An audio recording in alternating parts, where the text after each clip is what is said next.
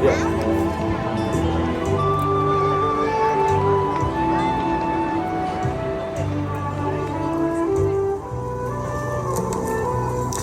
As the sun sets on the nation's capital, we gather here once again, this time marking 27 years of the Chinese Communist regime's persecution of Falun Gong. Falun Gong is a traditional spiritual practice with gentle meditation exercises. Its moral philosophy teaches people to live by the principles of truthfulness, compassion, and tolerance. Falun Gong became very popular in China in the 90s due to its health benefits. Moreover, the practice allowed Chinese to reconnect with their spiritual heritage, which was almost lost under communist rule. Within 7 years of it being made public, upwards of 100 million people had taken up the practice. However, in July 1999, the Chinese Communist Party began a ruthless persecution against Falun Gong followers. Overnight, the Chinese regime targeted Falun Gong as the enemy of the state, persecuting and killing young and old alike. Suddenly, millions of innocent people face brutal persecution from a modern-day Gestapo.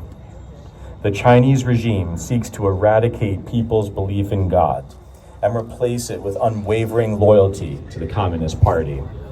From one day to the next, Falun Gong practitioners became the largest group of prisoners of conscience in China.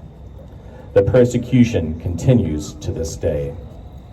Falun Gong followers are thrown in jails, labor camps, mental hospitals, and brainwashing centers. And not long after the persecution began, Chinese military hospitals expanded organ transplant programs around the country and advertised the short wait times for organ transplants around the world. Untold thousands and possibly millions of Falun Gong followers have been killed for their organs. It's become a multi-billion-dollar state-sanctioned industry in China. In the course of 27 years of persecution, we have received so much support from the U.S. government at the federal, state, and local levels. The House of Representatives unanimously passed the Falun Gong Protection Act.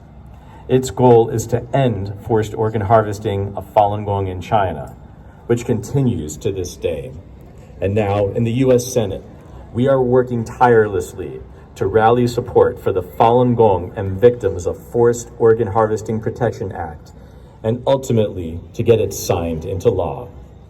Support for the bill has been ramping up in the Senate in recent weeks.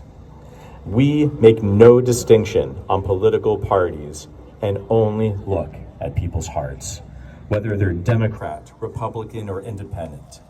Every single person deserves the opportunity to make their stand against this brutal persecution.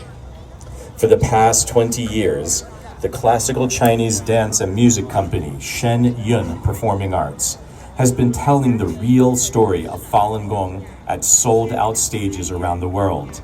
Its popularity has been growing exponentially.